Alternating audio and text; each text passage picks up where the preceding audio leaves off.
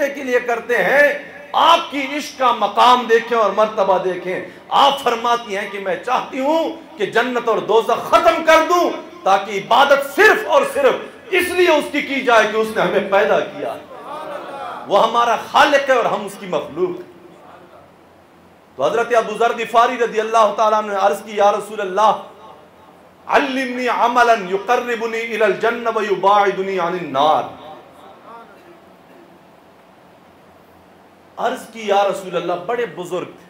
میں وہ حضور امیر المجاہدین کی بات بھی بتانا چاہتا ہوں کہ کچھ لوگ حضور کی ختم نبوت پر حملہ ہوا, اس سے انکار تو کوئی نہیں کر سکتا, پاکستان کی پارلیمنٹ میں ہوا 2017 میں. اور اگر ہم حضور کے منبر پر حضور کا دفاع نہ کر سکے پھر ہمیں بھی گٹر کے اندر منہ دینا چاہیے کہ ہماری پگڑیاں بھی حضور کی وجہ سے, ہمارے جو گلے کے اندر یہ ہار پہنائے جاتے ہیں کس وجہ سے, نہ آپ مجھے جانتے ہیں نہ میں آپ کو جانتا ہوں. زبان الگ, علاقہ الگ, قبیلہ الگ, لیکن ایک دوسرے کو دیکھ کر کیوں خوش ہو رہے ہیں, کوئی اور نسبت نہیں. کیا وجہ ہے کہ آقا علیہ السلام سے ہمارا تعلق ہے. دل بمحبوب حجازی بستہم زی جہت بیک دیگر پہ وستہم. ہمارے ایک دوسرے کے ساتھ مل کر خوش ہونے کی وجہ ایک ہی ہے, ہمارا کاروبار نہیں شریک, ہمارا قوم قبیلہ نہیں ایک, ہماری زبان ایک نہیں, علاقہ ایک نہیں. وجہ یہ ہے کہ ہماری محبتوں کا مرکز ایک ہے. آقا علیہ السلام کی ذات مقدسہ مجدد الفسانی فرماتے ہیں مجھے اللہ تعالیٰ نے کشف سری اور الہام صحیح سے یہ بات میرے دل کے اندر ڈال دی. وہ مجدد الفسانی جس نے اکبر بادشاہ سے ٹکر لی تھی دین کے مسئلے پر, وہ فرماتے ہیں اللہ تعالیٰ نے کشف سری اور الہام صحیح سے مجھے اللہ تعالیٰ نے میرے دل میں یہ بات ڈال دی کہ اللہ تبارک و تعالیٰ کی ذات تک پہنچنے کا ایک ہی رستہ ہے اور ذریعہ ہے وہ آقا علیہ السلام کی ذات پاک. ہوتے ہیں نا کوئی لوگ جناب حب اہل بیت کے نعرے لگا کر لوگوں کو دھوکہ دے رہے ہیں, کوئی حب صحابہ کے لیبل لگا کر لوگوں کو دھوکہ دے رہے ہیں. حضور امیر المجاہدین وہ ہستی تھی کہ جو بھی کوئی نعرہ لگاتا, کوئی بات کرتا, ہم تو نہیں سمجھتے, ہمیں کوئی بعد میں سمجھ آ جائے, وہ دیکھ کے سمجھ لیتے تھے. آپ فرماتے تھے جو حب صحابہ کا نعرہ لگاتے ہیں یہ بھی حضور سے کنارہ کشی کر رہے ہیں, حضور کے در سے دور رہنے کے لیے لوگوں کو کرنے کے لیے حب صحابہ کا نعرہ لگا دیا. اور پھر کسی نے حب اہل بیت کا لوگوں کو جناب نعرہ دے کر حضور کے در سے دور کرنے کے لیے, جب رب ذوالجلال نے ہماری طرف حضور کو بھیجا, جب ہم نے رب کو پہچانا ہی حضور سے ہے, جب اہل بیت کو شان حضور سے ملی ہے, جب صحابہ کو عظمت حضور سے ملی ہے, تو پھر ساری محبتوں کا مرکز تو جناب رسول اللہ ہے. حضور علیہ السلام کی وجہ سے اہل بیت کو شان ملی ہے. بعض لوگوں نے یہ باتیں بھی چھوڑی, جناب حضور علیہ السلام کو حضرت عمر جیسا ملا, حضرت امام حسین جیسا نواسا ملا. حضور امیر المجاہدین نے بات صحیح کر دی. آپ نے فرمایا یوں نہ کہہ بلکہ یوں کہہ, حضرت عمر کی خوش قسمتی ہے کہ حضور جیسا نبی ملا ان کو, حضور کی صحبت ملی اسی. امام حسین کی یہ خوش قسمتی ہے کہ آقا علیہ السلام جیسے نانا مبارک ملے ان کو. بات لوگ بہت چالاک ہوتے ہیں, دنیا تو ہے ہی فتنہ, دین کے نام پر بھی فتنے ہیں, دین کے لباس میں بھی فتنے ہیں, انسان کو بیدار رہنا چاہیے. تو حضرت ابو ذر غفاری رضی اللہ تعالیٰ عنہ بڑے بزرگ متقی پرہیزگار عبادت گزار, لیکن جب اعلان جنگ ہوتا تھا تو آپ بھی سامان اٹھا کر جناب میدان کی طرف چل پڑتے. حضرت ابو ہریرہ بھی, سب سے زیادہ حدیث ابو ہریرہ کی بیان کی جاتی ہیں. کسی نے کہا جو بھی حدیث ہوتی ہے ابو ہریرہ کہتے ہیں میرے پاس ہے, ہر حدیث اس کے پاس. تو ابو ہریرہ نے فرمایا کون ہے جو بات کر رہا ہے؟ جب حضور علیہ السلام کی بارگاہ میں آیا تو کچھ صحابہ اپنے کاروبار میں مصروف ہوتے تھے, آتے تھے, سنتے تھے, اور کچھ لوگ وہ ہوتے تھے جو اپنے کھیتی باڑی میں مصروف ہوتے تھے. لیکن ابو ہریرہ نے صرف اتنا کھانا جو ملا کہ اس سے زندگی اس کی چل رہی تھی.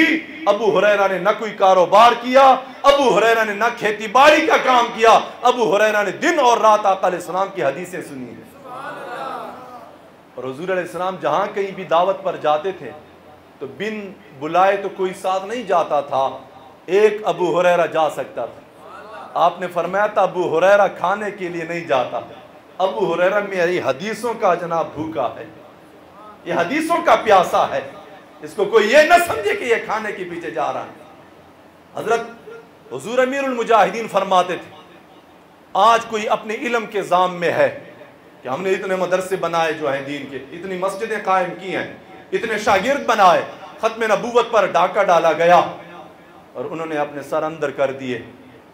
کچھ کو جناب اپنے پیری کا اور بزرگی کا اتنا وہ تھا کہ ہمارے باپ دادا ایسے گزرے ہیں۔ علامہ اقبال فرماتے ہیں ان کی بات نہ کر، ان کو تو ہم بھی سلوٹ کرتے ہیں، تو اپنا بتا تو نے دین کے لیے کیا کیا ہے۔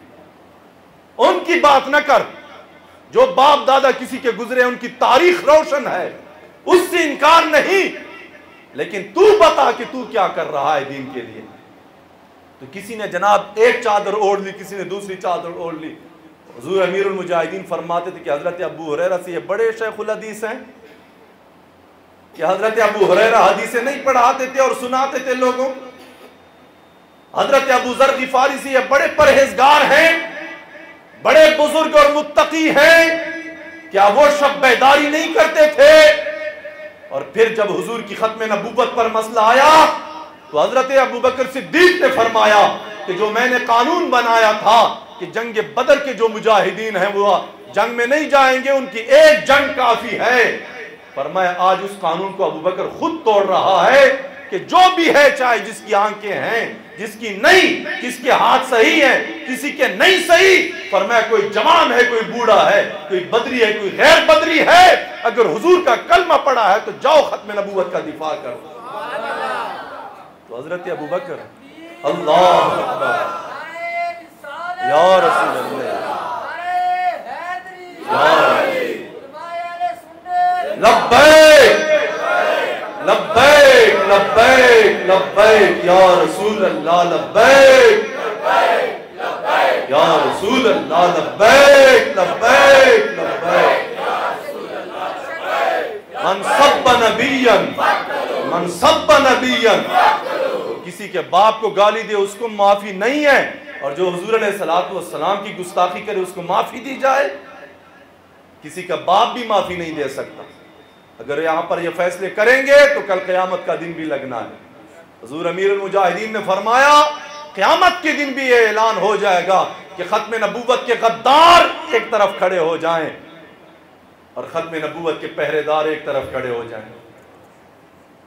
اس دن پھر پتہ چلے گا کون کس کے ساتھ تھا۔ سامعین کرام، حضرت ابو ذر غفاری حضور علیہ السلام سے عرض کی، میں کلمہ کی شان بیان کر رہا تھا، ذکر جو کر رہے تھے کہ یا رسول اللہ ایسا عمل بتا دیجئے کہ مجھے جنت کے قریب کر دے اور دوزخ سے دور کر دے۔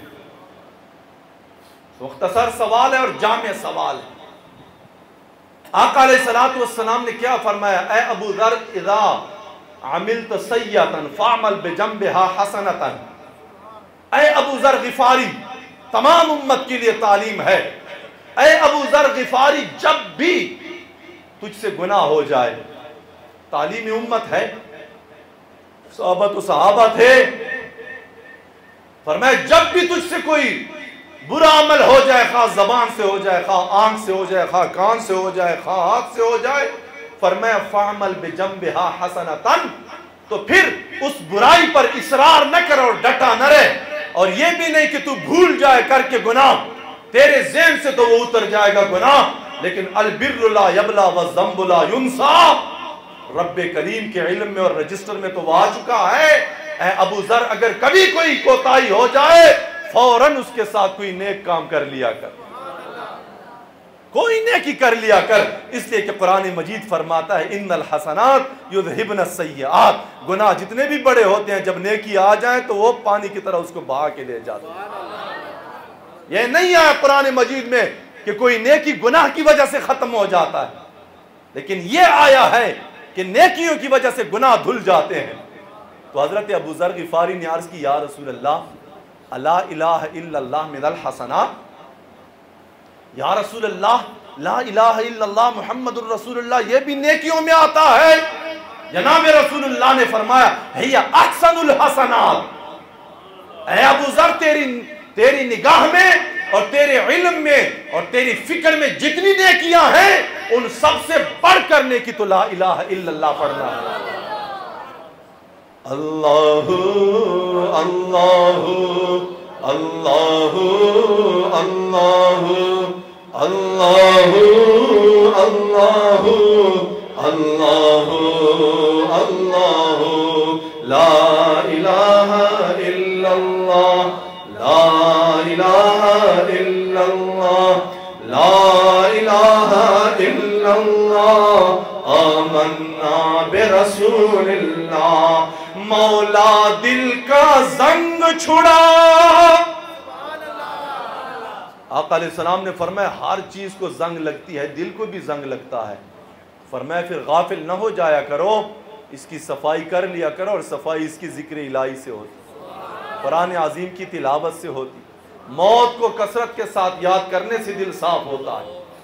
مولا دل کا زنگ چھڑا قلب نوری پائے جلا، مولا دل کا زنگ چھڑا قلب نوری پائے جلا، کر دے دل کو آئینہ کر دے دل کو آئینہ جس میں چمکے یہ کلمہ لا الہ الا اللہ لا الہ الا اللہ لا الہ الا اللہ آمنا برسول اللہ آمنا برسول اللہ۔ سب سے بڑا ذکر اللہ تعالیٰ کا ہے، اور اس کے بعد سب سے بڑا ذکر حضور نبی کریم علیہ السلام حضور علیہ السلام آقا علیہ السلام نے ہمیں سچ اور جھوٹ، حق و باطل کی پہچان کرائی ہے۔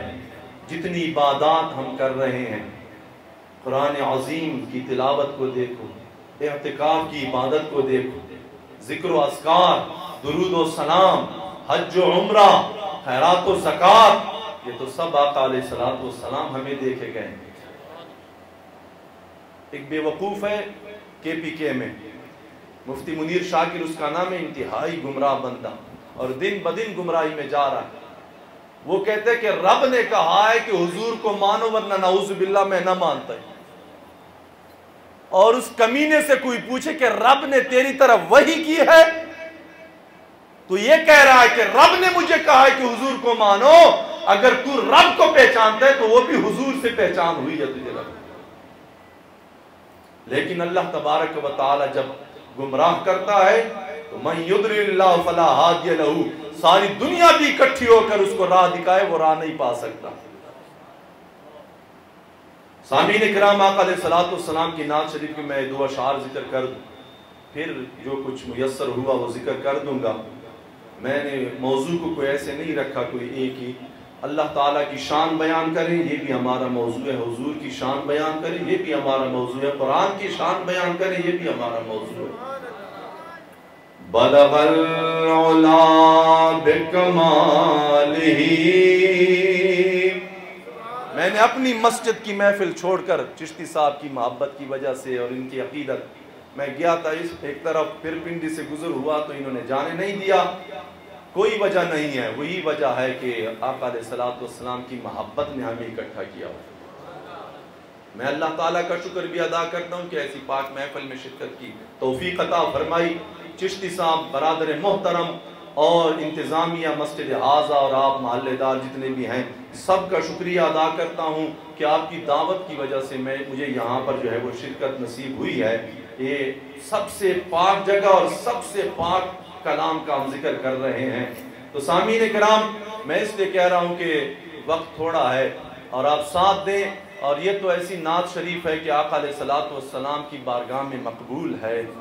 یہ شیخ سعدی رحمۃ اللہ نے ربائی لکھی ہے، پڑھتے رہتے ہیں آپ، سنتے رہتے ہیں، جس کا معنی یہ ہے بلغ العلا بکمالہ، کہ حضور کی شان یہ ہے کہ کمالات انسانی جتنے بھی ہیں اور جتنی بلندیاں ہیں وہ آپ نے طے کی ہیں۔ جہاں تک انسان، رب تو رب ہے نا، وہ تو خالق ہے، انسان کی جتنی کمالات اور جتنے درجات اور بلندیاں ہو سکتی ہیں وہ آقا علیہ السلام کو حاصل ہے۔ اور کشفت دجا بجمالہ، آپ کی تشریف آوری سے اور آپ کے چہرے انور کے نور سے کفر اور شرک کی تاریکی ختم ہو۔ اور پھر کیا کہا، حسنت جمیع خصالہ، اللہ تعالیٰ کے محبوب کی جتنی ادائیں ہیں تیری ہر ادا پہ ہے جاں فدا، مجھے ہر ادا نے مزہ دیا۔ یہ ترجمے ہیں ہر زبان کے اندر، عاشقوں کی کوئی ایک زبان تو نہیں۔ مولانا روم فرماتے ہیں پارسی گو گرچ تازی خوش ترست، عشق را خود صد زبانیں دیگرست۔ مولانا روم فرماتے ہیں عشق کی کئی زبانیں ہیں لیکن فارسی کے اندر ایک الگ لذت ہے فرماتے ہیں۔ تو شیخ سعدی نے یہ 3 جو مصرے ہیں نا یہ بنائے۔ ربائی 4 مصروں کی ہوتی ہے، چوتھا مصرہ نہیں بن پا رہا۔ شاعر شعراء جو ہوتے ہیں کبھی جو ہے ان کی الہام ہوتا ہے ان پر تو الفاظ ہی الفاظ اترتے ہیں، کبھی جناب رک جائے سلسلہ تو پھر رک جاتا ہے۔ تو شیخ سعدی پریشان بھی تھے کہ چوتھا مصرع نہیں بن پا رہا تھا۔ آقا علیہ السلام کا دیدار نصیب ہوا خواب میں۔ فرمایا شیخ سعدی وہ ہماری نعت شریف سناؤ۔ عرض کی یہ کون سی؟ فرمایا جو تو نے ابھی بنائی ہے، بلغ العلا۔ تو عرض کی یا رسول اللہ وہ تو ابھی ربائی مکمل نہیں ہوئی، 3 مصرے ہیں۔ فرمایا سناؤ تو صحیح۔ شیخ سعدی جب سنانے لگے ادب کے ساتھ، بلغ العلا بکمالہ کشفت دجا بجمالہ حسنت جمیع خصالہ، جب یہاں پر پہنچا تو حضور نے فرمایا پھر یوں کہو نا کہ صلو علیہ وآلہ، ان کی یہ شانیں ہیں پھر ان پر تو ہمیشہ درود پڑھا جائے۔ بلغ العلا بکمالہ، ہمارا یہ عقیدہ ہے، اماموں نے لکھا اذ لا فرق بین موتی و حیاتی فی مشاہدتی لامتی و معرفتی باحوالہم و نیاتہم و عزائمہم و خواترہم ولا فرمائے وذالک عندہ جلی لا خفا بہ۔ اماموں نے لکھا ہے کتابوں میں، تمام امت مسلمہ کے ائمہ کا یہ فتویٰ ہے کہ آقا علیہ السلام چاہے صحابہ کرام کے زمانے مبارک میں ظاہری حیات مبارک میں تھے یا اس وقت اپنے روضہ انور کے اندر جلوہ گر ہیں، ہر امتی کے اعمال و اقوال و افعال سے باخبر ہیں، بلکہ فرماتے ہیں جو دلوں پر وسوسے گزرتے ہیں حضور اس کو بھی جانتے ہیں، نیتوں کو بھی جانتے ہیں، عزائم کو بھی جانتے ہیں۔ آقا علیہ السلام اس وقت اللہ تبارک و تعالیٰ کی دی ہوئی طاقت سے یہ بھی جانتے ہیں کہ یہ مولوی کس نیت سے بول رہا ہے، یہ بھی جانتے ہیں کہ آپ کس نیت سے یہاں پر بیٹھ کتنی توجہ کے ساتھ کوئی سن رہا ہے۔ یہ ساری محفل کا حضور علیہ السلام جلوہ فرما رہے ہیں یہاں پر۔ یہ نہیں مقصد ہمارا حاضر ناظر کا کہ حضور علیہ السلام یہاں بھی ظاہری جسد کے ساتھ ہیں وہاں بھی ظاہری جسد کے ساتھ ہیں، یہ نہیں، لیکن جو امت کے علماء نے ہمیں دیا ہے عقیدہ اس کو ہم ماننا پڑے گا کہ حضور علیہ السلام کے سامنے تمام امت کے اعمال و اقوال و افعال، نیات اور عزائم سب اللہ تعالیٰ نے اس طرح رکھے ہوئے۔ آج جب حضور غوث پاک رضی اللہ تعالیٰ عنہ فرماتے ہیں کہ ساری کائنات میرے سامنے اس طرح ہے جیسے ہتھیلی پر میں رائی کا دانہ دیکھا، تو حضور غوث پاک تو آقا علیہ السلام کی اولاد پاک میں سے، تو حضور علیہ السلام حضرت سیدنا موسیٰ کلیم اللہ علیہ نبینا علیہ السلام کو اللہ تعالیٰ نے ایک جلوہ دکھایا طور پر، دیدار نہیں ہوا، سر کی آنکھوں سے جاگتے ہوئے دنیا کے اندر اللہ تبارک و تعالیٰ کا دیدار صرف اور صرف آقا علیہ السلام کو نصیب ہوا۔ آقا نے دیدار فرمایا ہے اور کسی نے نہ کیا ہے اور نہ کوئی کر سکتا، خواب کے اندر دیکھا جا سکتا ہے رب کو۔ امام احمد بن حنبل نے 100 بار دیکھا تھا رب۔ امام اعظم ابو حنیفہ جو ہمارے مذہب کے امام ہیں انہوں نے بھی خواب میں اللہ تعالیٰ کی 100 بار زیارت کی ہے۔ تو سامعین کرام، حضور علیہ السلام کی شان اور عظمت کی یہ نعت شریف میں پیش کر رہا تھا کہ آقا علیہ السلام نے فرمایا کہ صلو علیہ وآلہ، پھر یوں پڑھو بلغ العلا بکمالہ کشفت دجا، منہ موسیٰ علیہ السلام نے جب جلوہ دیکھا نا، گر پڑے، بے ہوش ہوئے، جب اٹھے تو تفسیروں میں لکھا ہے، حدیث شریف میں ہے، حضور علیہ السلام فرماتے اس ایک جلوے کو دیکھنے سے آپ کی بینائی اتنی تیز ہو گئی تھی کہ 30 میل پر سیاہ پہاڑ پر کالے رنگ کے پتھر پر چھوٹی سی کالی چیونٹ بھی حضرت موسیٰ علیہ السلام کو نظر آتی تھی۔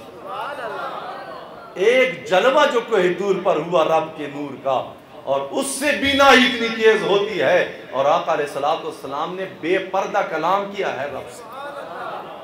اسی لیے تو فرمایا کہ میں یہیں سے اپنے منبر شریف سے دیکھ رہا ہوں حوض کوثر کو۔ فرمایا بلغ العلا بکمالہ کشف الدجا بجمالہ حسنت جمیع خصالہ صلو علیہ وآلہ۔ کروں تیرے نام پہ جان فدا۔ اعلیٰ حضرت مجدد دین و ملت امام شاہ احمد رضا خان صاحب رحمت اللہ علیہ نے یہ کلام لکھا، اور حضور امیر المجاہدین نے عمل کر کے دکھا دیا۔ کروں تیرے نام پہ جان فدا، نہ بس ایک جان دو جہاں فدا، دو جہاں سے بھی نہیں جی بھرا، کروں کیا کروڑوں جہاں نہیں۔ بلغ العلا بکمالہ کشف الدجا بجمالہ حسنت جمیع خصالہ صلو علیہ۔ آقا علیہ السلام کی شان یہ ہے، ابو جہل جو اس امت کا حضور نے فرمایا فرعون ہر وقت حضور علیہ السلام کی دشمنی کے خیال میں رہتا، ہر وقت آقا علیہ السلام کو ایذا دینے کے چکر میں رہتا تھا۔ ابو جہل وہ انتہائی ظالم، انتہائی ضدی شخص، ایک دن آقا علیہ السلام کے پاس آیا۔ وہ تو اپنی نیت سے آتا تھا، امتحان لینا ہے۔ ایک بزرگ نے سے پوچھا گیا، سلطان محمود غزنوی نے پوچھا ایک بزرگ سے کہ بایزید بستامی کیسی شخصیت تھی؟ بایزید بستامی رحمت اللہ علیہ کیسی شخصیت تھی؟ تو انہوں نے فرمایا، ابو الحسن خرقانی رحمت اللہ علیہ نے کہ کیا پوچھتے ہو بایزید کی شان، اگر کافر بھی دیکھ لیتا نا بایزید کو تو وہ کلمہ پڑھ دیتا۔ سلطان محمود غزنوی نے کہا مجھے سمجھ نہیں آپ کی بات کی، حضور علیہ السلام کو تو کئی لوگ دیکھتے رہے اور کلمہ نہیں پڑھا انہوں نے، تو کیا بایزید کی شان حضور سے زیادہ تھی؟ ابو جہل نے ساری زندگی حضور کو دیکھا، کلمہ نہیں پڑھا، آپ کہتے ہیں بایزید کو جو دیکھ لیتا کافر تو وہ کلمہ پڑھ دیتا۔ تو آپ نے فرمایا، شیخ ابو الحسن خرقانی نے فرمایا کہ ابو جہل نے کبھی حضور کو دیکھا ہی نہیں ہے، کبھی دیکھا ہی نہیں ہے۔ انہوں نے جب بھی دیکھا ہے تو یہ دیکھا کہ یہ یتیم لڑکا، عبد المطلب کا بیٹا یتیم، جن کے نہ والد صاحب نہ والدہ، وہ تو اپنی چودراہٹ کی سوچ میں تھا، جو اس کی سرداری سوچ تھی وہ تو اس سوچ میں تھا، وہ کہاں برداشت کر سکتا تھا؟ یہ بچہ یہ یتیم اس نگاہ سے دیکھتا تھا، اس سوچ اور نیت سے دیکھتا تھا۔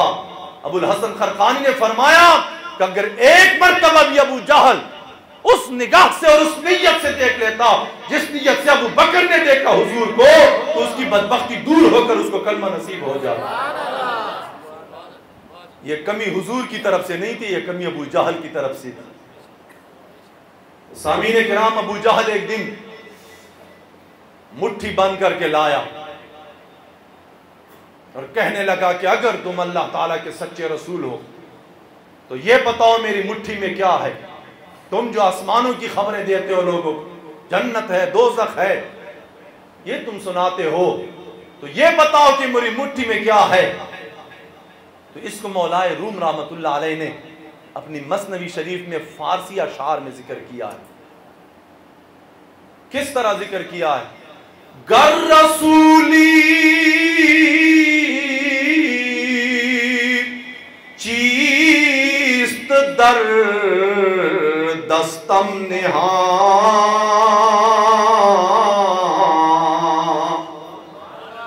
چون خبر داری ز راز آسمان. ابو جہل نے یہ سوال کر دیا کہ بتاؤ میری مٹھی میں کیا ہے اگر تم برحق رسول ہو، اگر تم جنت اور دوزخ اور آسمانوں کی خبریں جانتے ہو تو یہ بتاؤ مٹھی میں کیا ہے. آقا علیہ الصلوۃ والسلام نے فرمایا تو یہ پوچھتا ہے کہ مٹھی میں کیا ہے، یہ تو بتا سکتا ہوں اگر یہ مٹھی میں تیری چیزیں جو ہے اگر یہ کہہ دے کہ میں کون ہوں. ابو جہل تو حیران ہو گیا کہ میں کیا پوچھ رہا ہوں، آپ کیا فرما رہے. تو آقا علیہ الصلوۃ والسلام کی توجہ تھی جو ان کنکریوں پر ہوئی تو ہر کنکر سے اشہد ان لا الہ الا اللہ واشہد ان محمد رسول اللہ کی آواز.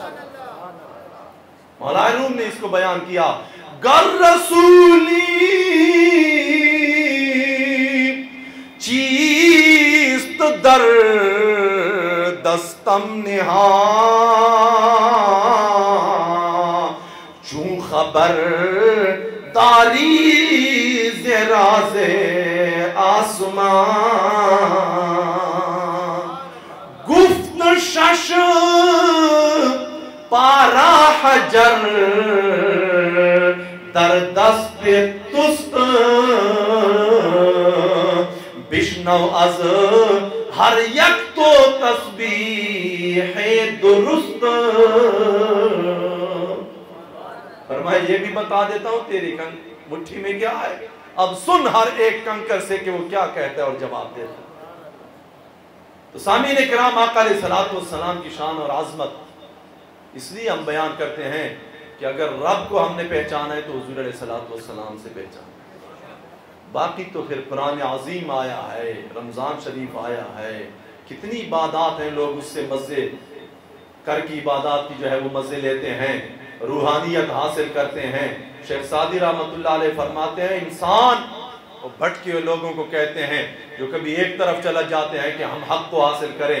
آقا علیہ الصلوۃ والسلام کے در اقدس کو چھوڑ کر شیخ سعدی فرماتے ہیں جو رب تک پہنچنا چاہتا ہے، شیخ سعدی رحمۃ اللہ علیہ فرماتے ہیں دری ور تکشتی فروشد ہزار کہ پیدا نشد تختہ برکنار مپندار سعدی کے راہ صفا تو رفت جز بر پہ مصطفیٰ صلی اللہ علیہ وسلم. شیخ سعدی فرماتے ہیں معرفت الہی یہ ایک ایسا ڈونگا سمندر ہے کہ جس نے آقا علیہ الصلوۃ والسلام کی محبت کی کشتی لیے بغیر اس کے اندر غوطہ مارا ہے تو پھر اس کی کہیں بھی جناب اس کا ٹکڑا نظر نہیں آیا، اس کا ایک تختہ بھی کنارے پر نہیں نظر آیا، وہ تباہ برباد ہو گئے ہیں.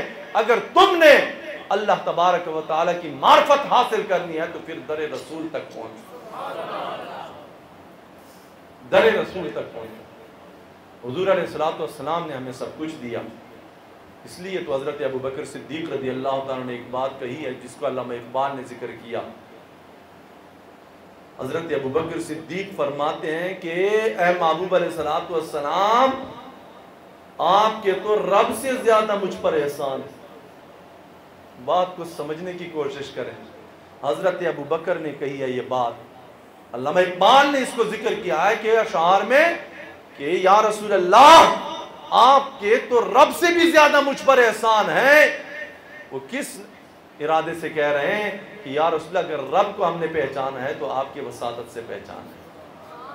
سامعین کرام، قرآن عظیم الشان جس کو آپ سنتے آ رہے ہیں، آج ختم قرآن عظیم الشان ہوا. سنانے والوں کو بھی مبارک ہو، سننے والوں کو بھی مبارک. ایک ایسی عظیم کتاب ہے جس کو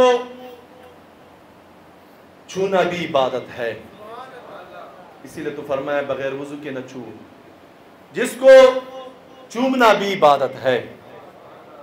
حضرت عثمان غنی، حضرت عمر فاروق رضی اللہ تعالیٰ عنہ اتنی بڑی سلطنت کے امیر المومنین ہونے کے باوجود اور اس کے باوجود کہ حضرت عثمان غنی ان 4 ہستیوں میں سے ہیں امت میں جو گزری ہیں کہ ایک رکعت کے اندر پورا قرآن عظیم پڑھا کرتے تھے. لیکن ان کے بارے میں لکھا ہے کہ ہر صبح حضرت فاروق اعظم حضرت عثمان غنی قرآن عظیم کو اٹھا کر اور اپنے منہ کے ساتھ اپنی آنکھوں کے ساتھ لگاتے، چومتے۔ چومنا بھی اس کو ثواب، دیکھنا بھی اس کو ثواب ہے۔ آپ نے سنا ہوگا کہ کوئی حدیث شریف میں ہے کہ کعبۃ اللہ شریف کو دیکھنا ثواب، محض دیکھنا ثواب بیت اللہ شریف، اور اسی طرح قرآن عظیم کو دیکھنا ثواب۔ اور ایک تیسری چیز کا بھی ذکر ہے، لیکن حضور امیر المجاہدین نے فرمایا کہ میں نے آج تک یہ حدیث بیان نہیں کی، وہ یہ ہے کہ علماء کے چہرے کو دیکھنا ثواب، لیکن حضور امیر المجاہدین فرماتے تھے وہ ہم ہیں، وہ تو حضور داتا گنج بخش تھے، وہ تو خواجہ اجمیر تھے، جنہوں نے دین کے لیے کوئی سختیاں اور تکلیفیں گزاری، جنہوں نے سفر طے کیے، جنہوں نے بڑے بڑے بادشاہوں سے ٹکر لی، مجدد الفسانی رضی اللہ تعالیٰ عنہ، جن کی برکت سے اللہ تبارک و تعالیٰ نے 1000 سال بعد دین کو جو ہے وہ نیا فرمایا، اور دین پر جو آئی دنیا کے بادشاہوں کی وجہ سے گرد و غبار آیا تھا، اس گرد و غبار کو مجدد الفسانی نے دور کیا، اکبر بادشاہ سے ٹکر لی ایک مسئلے پر، اور ان کا یہ طریقہ تھا اکبر بادشاہ کا، جو بھی اس کے در پہ جاتا تھا سر کو جھکانا پڑتا تھا۔ حضرت مجدد الفسانی نے فرمایا یہ سر رب کے سامنے جھکتا ہے۔ حضور امیر المجاہدین نے بیان فرمایا کہ آپ اس طرح بیٹھے تھے کچھ پیچھے ہو کر، اور اس نے 40 پہلوانوں کو بلایا اور انہوں نے پورا زور لگایا، لیکن وہ یہاں سے یہاں تک بھی نہیں لا سکے، ان کو یہاں تک بھی نہیں لا سکے۔ یہ کون سی طاقت تھی؟ یہ روحانیت ہوتی ہے۔ ہمارے جو اسلاف گزرے ہیں ان کی ایک ایک کی تاریخ آپ پڑھیں، یہ عرس مبارک جو منائے جاتے ہیں اس کا یہ مطلب نہیں ہے کہ میلے ٹھیلے لگا کر اس کو گزارا جائے، چرس پی کر اس کو گزارا جائے، طرح طرح کی جو ہے اس پر عیاشیاں کی جائے، یہ تو سراسر دین کے خلاف ہے، اولیاء اللہ کو بدنام کرنے کی سازش ہے۔ عرس مبارک کا تو یہ مطلب تھا کہ جس ولی کا عرس مبارک کیا جا رہا ہے اس کی پوری زندگی کو بیان کیا جائے کہ اس نے اللہ تبارک و تعالیٰ سے کس طرح محبت کی ہے، اس نے حضور علیہ السلام سے کس طرح محبت کی ہے، اس نے دین مصطفیٰ سے کتنی محبت کی ہے، اس نے دین اسلام کی کس طرح کتنی خدمت کی ہے، اس کو بیان کیا جائے تاکہ امت مسلمہ ان کی سیرت کو سن کر اور ان کے راستے پر چل پڑے۔ یہ مقصد ہوتا تھا۔ آج ہم کہاں پہنچ گئے ہیں، کہاں تک ہمارے سلسلے پہنچ گئے ہیں؟ کیا ہم سے پوچھا نہیں جائے گا؟ کیا علماء سے پوچھ کچھ نہیں ہوگی؟ کیا پیران عظام سے نہیں ہوگی؟ کیا مسلمانوں سے پوچھ کچھ نہیں ہوگی؟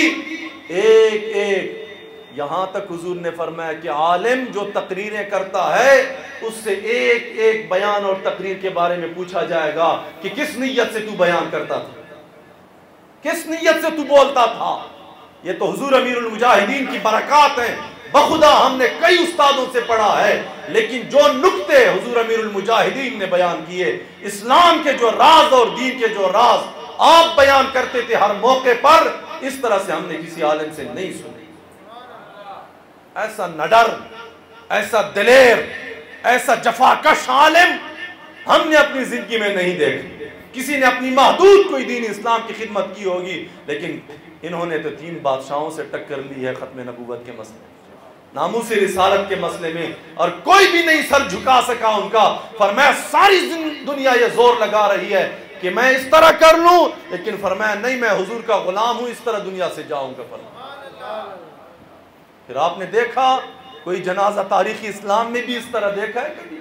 پاکستان کی تاریخ نہیں، تاریخ اسلام میں بھی اس طرح جنازہ کسی نے نہیں دیکھا کہ جو لوگوں نے رپورٹیں دی ہیں میڈیا والوں نے، کروڑوں لوگ اکٹھے ہوئے ہماری علاقے کا۔ ہاں آپ تو قریب ہیں، آپ کے ہاں تو دھرنا یہاں پر دیا گیا ہے، ہم یہاں موجود، اگر آپ کے اندر بھی جوش و جذبہ ابھی تک نہیں آیا تو ہمارے وہ جو دور افتادہ پٹھان لوگ جن کو امیر المجاہدین کی پنجابی کی سمجھ بھی نہیں آتی اور پھر بھی وہ اچھل اچھل کر تاجدار ختم نبوت کے نعرے لگا، تاجدار ختم نبوت زندہ باد زندہ باد زندہ باد، تاجدار ختم نبوت زندہ باد زندہ باد، تاجدار ختم نبوت زندہ باد زندہ باد زندہ باد۔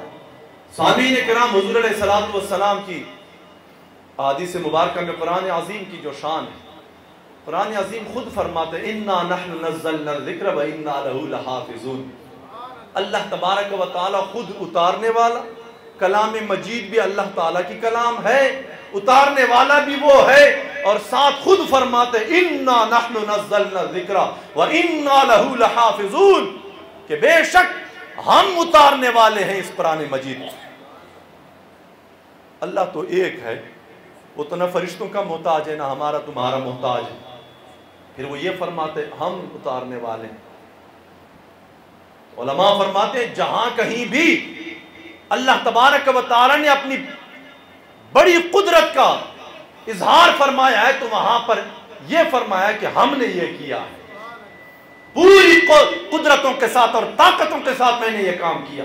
جیسے فرمایا اِنَّا أَعْطَيْنَاكَ الْكَوْثَرَ، اے محبوب علیہ السلام ہم نے آپ کو ہر قسم کی خیر عطا فرمائی ہے. نہ آپ کے خاندان جیسا کوئی خاندان ہے، نہ آپ کی اولاد جیسی کوئی اولاد ہے، نہ آپ کے صحابہ جیسے کوئی کسی کے صحابہ ہیں، نہ آپ پر نازل کی گئی کتاب جیسی کسی کے پاس کتاب آئی ہے. اے محبوب علیہ السلام ہر لحاظ سے ہم نے آپ کو خیر کثیر سے نوازا. اور فرمایا اِنَّا نَحْنُ نَزَّلْنَا الذِّكْرَ، ہم نے اتارا ہے قرآن عظیم کو. رب فرماتا ہے وَإِنَّا لَهُ لَحَافِظُونَ، اور ہم ہی اسی کی حفاظت کرنے والے ہیں.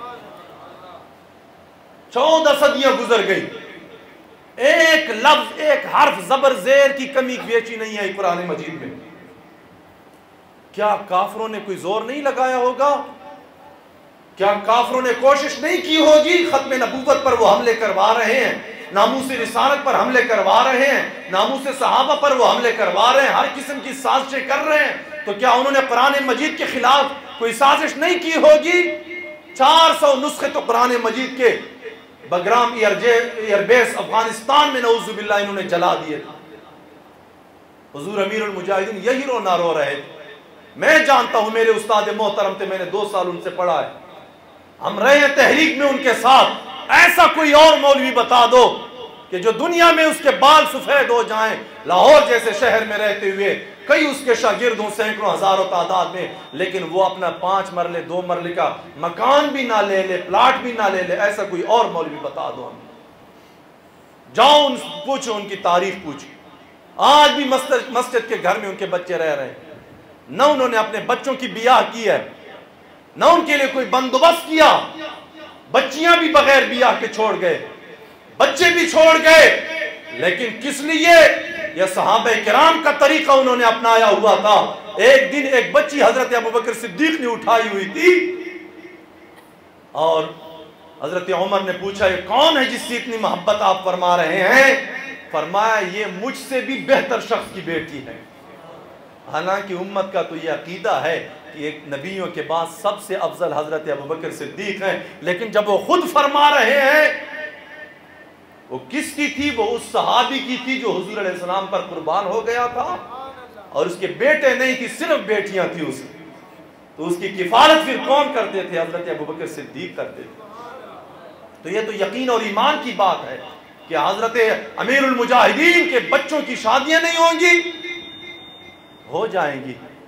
لیکن انہوں نے جو پہرا دیا ہے، انہوں نے جو مثال قائم کی ہے، میں خود گواہ ہوں، مسجد میں بیٹھ کر کہہ رہا ہوں، میٹنگ کا گواہ ہوں خود. شورا کی میٹنگ میں آپ نے فرمایا کہ ہم 2 بھائی ہیں، ایک بڑے ہیں وہ زندہ ہیں. آپ نے فرمایا 2 بھائی ہیں میری اٹک میں جو اپنے باپ سے ہمیں کچھ ملا ہے جائیداد. فرمایا میرا جتنا بھی حصہ یہ میرا بیٹا یہاں پر بیٹھا ہے، فرمایا وہ سارے کا سارا تحریک کے لیے وقف ہے. کوئی میرے اللہ یا رسول اللہ یا علی. فرمایا اس میں سے میرے بیٹوں کو کچھ نہیں دیا جائے گا. جو اپنے باپ کی میراث بھی قربان کر دے اور خود بھی لاہور میں رہتے ہوئے کوئی ایک پلاٹ نہ خرید لے، کوئی گھر تک نہ بنا لے بچوں کے لیے، تو پھر اس سے بڑھ کر کوئی اور عاشق آپ کو چاہیے؟ فنا فی الرسول تو تھے آپ نے خود نہیں فرمایا تھا کہ آج ہمارے ساتھ کھڑے ہو جاؤ دین کے لیے، کل ہم جیسا بھی کوئی نہیں ملے گا تمہیں. لیکن ہمارے لوگوں کا تو رخ ہی بدل چکا ہے. ہم نے تو کوئی اور معیار بنا رکھے ہیں، ان معیاروں پر ہم دین کر رہے ہیں. جس کے ذہن میں جس طرح دین آتا ہے اسی طریقے کو جو ہے وہ اپنا طریقہ بنا لیتا ہے. نہیں فرمایا بدلے گا زمانہ لاکھ مگر قرآن نہیں بدلا جائے گا، ہے قول محمد قول خدا، فرمان نہیں بدلا جائے گا۔ حضور نے ہمیں بتایا نا کہ آپ صفوں کو ایک دوسرے کے ساتھ کندھے کے ساتھ کندھا ملا کر کھڑے ہوں، بیچ میں جگہ نہ چھوڑیں، کیونکہ شیطان بیچ میں آتا ہے، پھر دلوں میں وسوسے ڈال کر نماز خراب کرتا ہے۔ پھر کرونا کی مصیبت آئی، پھر کرونا نے سب کو جناب الگ الگ کر دیا۔ مجھے ایک ISI کے بڑے افسر نے بتایا، خود وہ حضور امیر المجاہدین کا مداح تھا، اس نے کہا پاکستان میں کوئی ایسا مفتی مولوی اور پیر نہیں رہا جس نے آرڈر نہ مانا ہو، ہر ایک نے آرڈر مان لیا۔ ایک مرد قلندر لاہور میں بیٹھا تھا کہ اس نے کہا میں نہیں ماننے کو تیار۔ انہوں نے فرمایا حضرت عمر کے زمانے میں وبائیں آئی ہیں، 70 ہزار لوگ 3 دن میں شہید ہوئے ہیں طاعون کی مرض میں، بتاؤ حضرت عمر نے فاصلے سے نمازیں پڑھوائی ہیں؟ اگر ہے صحابہ کرام کی کوئی سیرت طریقہ ہے تو ہمیں بتاؤ، ہم کریں گے، ورنہ فرمایا جو کرنا ہے کر لو۔ خادم حسین رضوی کی مسجد میں کندھے کے ساتھ کندھا ملا کر نماز پڑھی جائے گی، ہے قول محمد قول خدا، فرمان نہیں بدلا جائے گا۔ اتنی غیرت جو اپنے نبی پر دکھائے اور دین پر دکھائے۔ آپ کی مسجد کی ٹوٹیاں بھی اتار کر لے گئے، فرمایا ٹوٹیاں اتارو، عمارت کو گراؤ، جو بھی کرو، لیکن ہم حضور علیہ السلام کے طریقے پر چلیں گے۔ اللہ یا رسول اللہ، یا غوث اعظم یا علی، فاقتلوہ فاقتلوہ فاقتلوہ۔ تو سامعین کرام، حضور علیہ السلام نے ارشاد فرمایا، الحمدللہ آپ لوگوں نے روزے رکھے ہیں، تراویح پڑھی ہیں، قرآن عظیم کو سنا ہے، اعتکاف بیٹھے، عبادات کیا سنے ہیں۔ آقا علیہ السلام نے کیا فرمایا؟ حضور علیہ السلام نے فرمایا ان الجنت تشتاق الى 4 نفر۔ آقا علیہ السلام نے فرمایا ان الجنت تشتاق الى 4 نفر صائمی رمضان وطال القرآن وحافظ اللسان ومطعم الجیران۔ ہر انسان، ہر مسلمان یہ چاہتا ہے کہ میں نیک کام کر کے برائی سے اپنے آپ کو بچا کے میں جنت تک پہنچ جاؤں۔ ہر مسلمان جنت کا طلبگار ہے، جنت کا منتظر ہے، جنت کا شوق رکھتا ہے، لیکن حضور علیہ السلام نے فرمایا 4 بندے ایسے خوش نصیب ہیں، فرمایا جنت ان کی منتظر رہتی ہے، جنت ان کی طلبگار رہتی ہے، جنت ان کی طالب رہتی ہے کہ کس وقت یہ لوگ جنت کے اندر آئیں گے، میرے اندر آئیں گے، نعمتیں کھائیں گے۔ وہ کون لوگ ہیں؟ حضور علیہ السلام نے فرمایا صائمی رمضان، رمضان المبارک کے روزے رکھنے والوں کی جنت طلبگار رہتی ہے۔ ہوتا تو 1 مہینہ گزرنے کو ہے، 2-3 دن باقی رہ گئے، کس خوش نصیب نے رکھ لیے تو رکھ لیے، کسی نے نہیں رکھے تو رمضان کسی کا محتاج نہیں ہے، رب بھی کسی کا محتاج نہیں ہے، دین بھی کسی کا محتاج نہیں ہے۔ آقا علیہ السلام نے فرمایا صائمی رمضان، آج شکر کرنا چاہیے ان لوگوں کو جن کو روزہ رکھنا نصیب ہوا، کہ حضور علیہ السلام کی زبان نبوت سے یہ بشارتیں مل رہی ہیں۔ صائمی رمضان، حضور علیہ السلام نے فرمایا رمضان شریف کے روزہ رکھنے والوں کی جنت طلبگار ہے، اور فرمایا وَطَالِ الْقُرْآنِ، قرآن عظیم کی تلاوت کرنے والے، قرآن عظیم کی تلاوت کرنے والے، سننے والے، سنانے والے، قرآن عظیم کو دیکھنے والے، اس کی زیارت کرنے والے، آقا علیہ السلام نے فرمایا جنت ان کی طلبگار رہتی ہے۔ ایک حدیث شریف میں ہے، حضرت علی رضی اللہ تعالیٰ عنہ نے بیان کی ہے وہ حدیث، اور فرماتے ہیں کہ حضرت عمر نے مجھ سے یہ حدیث سنی، تو پھر فرمایا ہم کیوں نہ کریں یہ کام۔ حضور علیہ السلام کے زمانہ اقدس میں تراویح پڑھی گئی ہے، لیکن اس طرح ایک جماعت سے نہیں پڑھی گئی۔ پھر حضرت ابوبکر صدیق کے زمانے میں پڑھی گئی رضی اللہ تعالیٰ، لیکن کوئی ٹولیوں کی شکل میں پڑھتے تھے، کوئی الگ پڑھتے تھے۔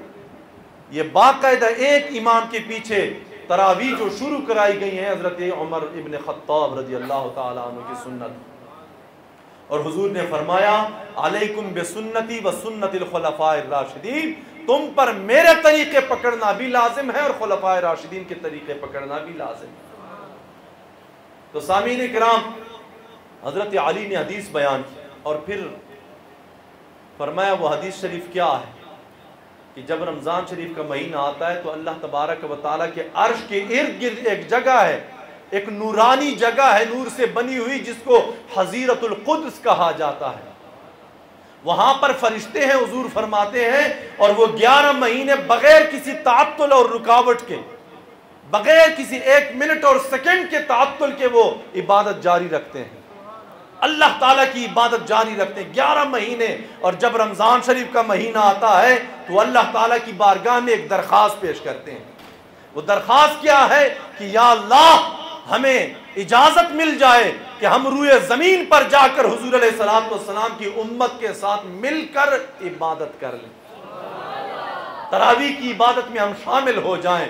حضور علیہ السلام نے فرمایا وہ فرشتے آتے ہیں، جماعت میں شریک ہوتے ہیں، اور جس مسلمان کا ان کے ساتھ بدن ٹچ ہوتا ہے یا فرشتوں کا جسم ان کے ساتھ مس ہوتا ہے، آقا علیہ السلام نے فرمایا وہ اگر بدبخت ہے تو وہ ہمیشہ کے لیے نیک بخت بن جاتا ہے، ہمیشہ کے لیے نیک بخت۔ جب حضرت امیر المومنین عمر ابن خطاب نے یہ حدیث شریف سنی، فرمایا پھر ہم یہ کام نہ کریں؟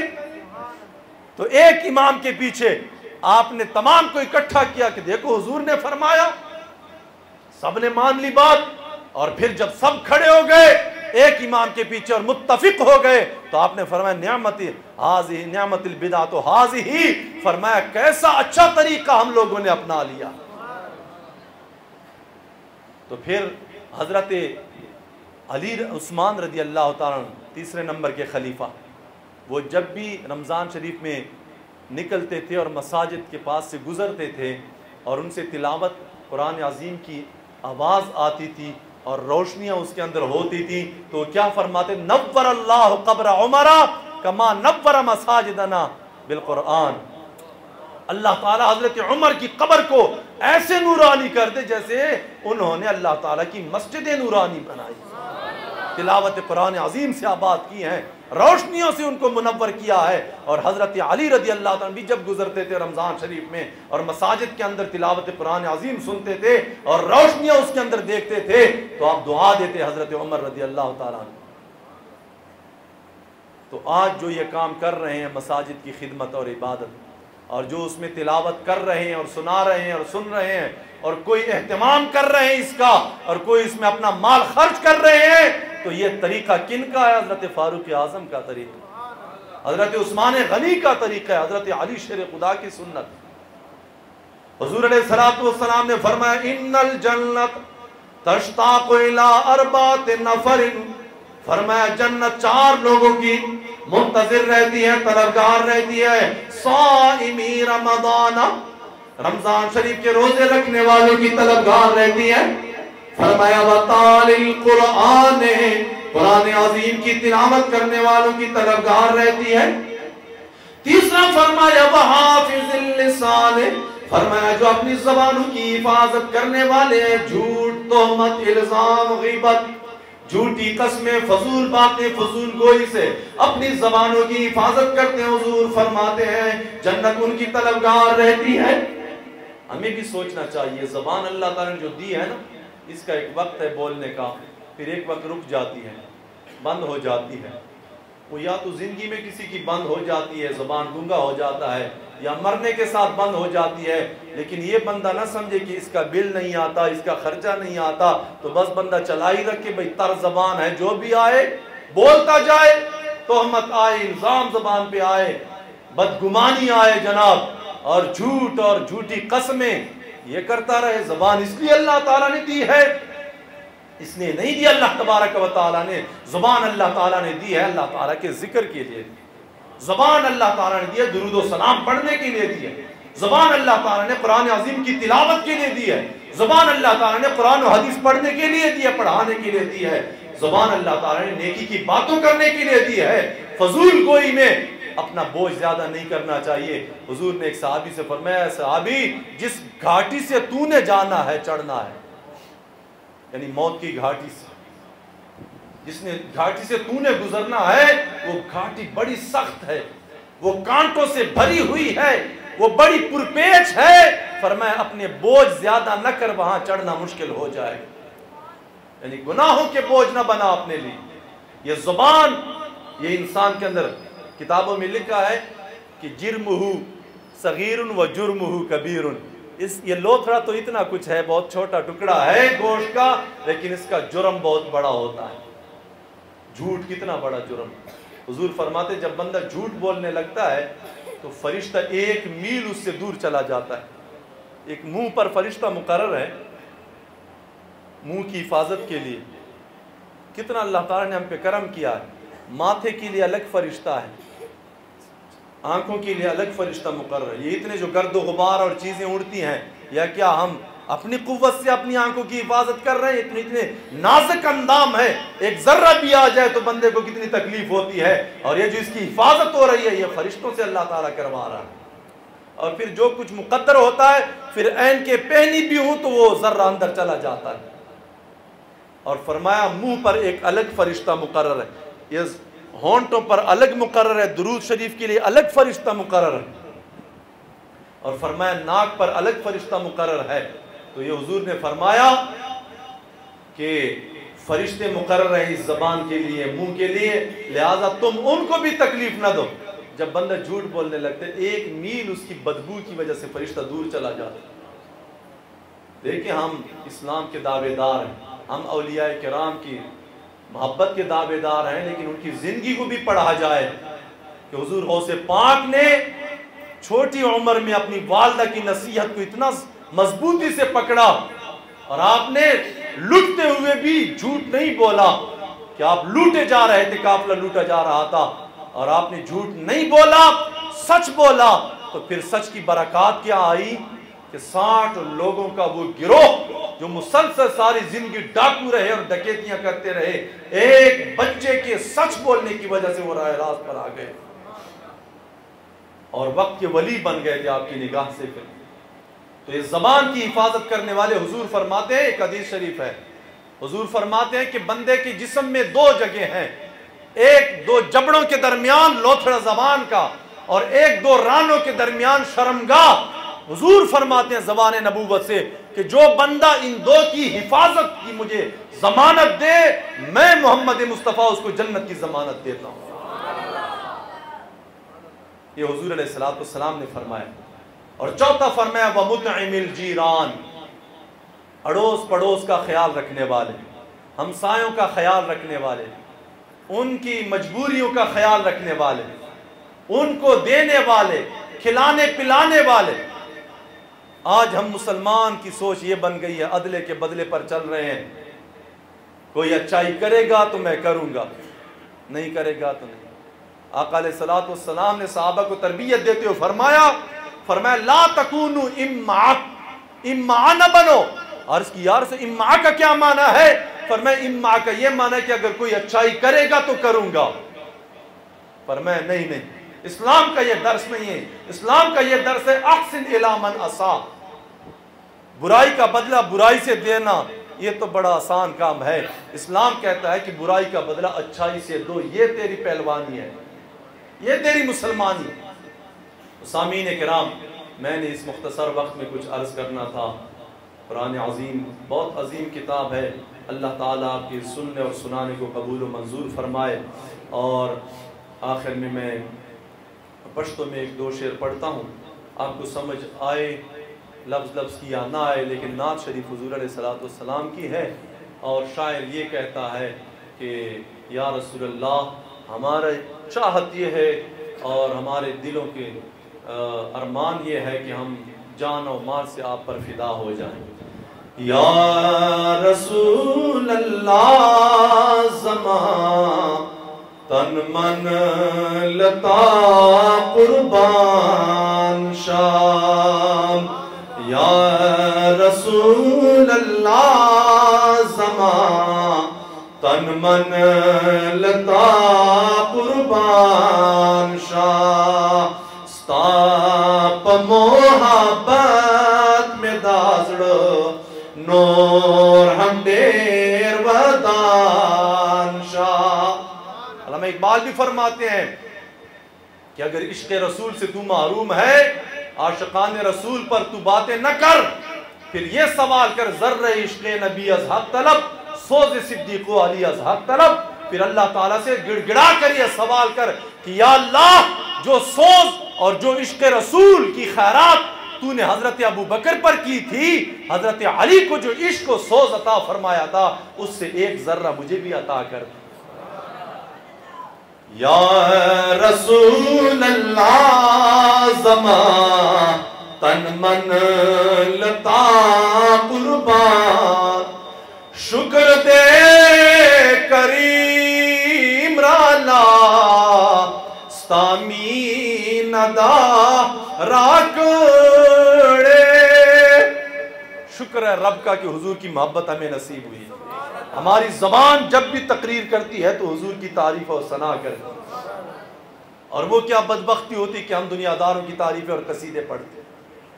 ہوتے ہیں نا، مولوی بھی ہوتے ہیں، ہر قسم کے ہوتے ہیں. کوئی بادشاہوں کے قصیدے پڑھتے ہیں اور کوئی حضور کی نعتیں پڑھتے ہیں.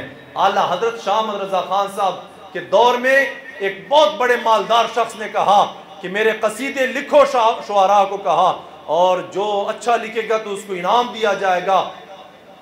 تو اعلیٰ حضرت کے پاس بھی یہ خبر پہنچی، آپ بھی لکھیں، بڑے اچھے شاعر ہیں، تکڑے شاعر ہیں.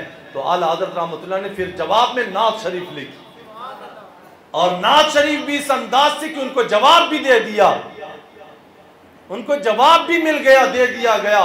کیا اعلیٰ حضرت رحمۃ اللہ نے کیا کہا تھا جناب؟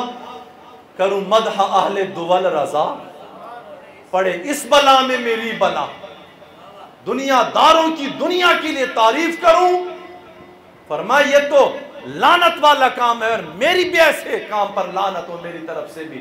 کروں مدح اہل دول رضا، پڑھے اس بلا میں میری بلا، میں گدا ہوں اپنے کریم کا، میرا دین پارہ نان نہیں. نان پارہ ایک جگہ ہے، اس کا وہ بڑا تھا، اور آپ نے جواب بھی دے دیا میرا دین پارہ نان نہیں. فرمایا میں نے جو دین پڑھا ہے یہ روٹی کے ٹکڑوں کے لیے اور پیسوں کے لیے نہیں پڑھا، ہم نے اللہ تعالیٰ کی عبادت اور حضور کی محبت کے لیے دین پڑھا ہے. سامعین کرام، یہ اعلیٰ حضرت یا رسول اللہ زمان تن من لطاف، شکر دے کریم رالا ستامی ندا راکڑے. شکر دے کریم رالا ستامی ندا راکڑے. زار میں خاندان ستال درخلی خاندان شاہ. یا رسول اللہ زمان تن من لتا قربان شاہ. اللہ تعالیٰ سے دعا ہے کہ ہماری حاضری کو سننے اور سنانے کو قبول و منظور فرمائے. وآخر دعوانا الحمدللہ رب العالمین.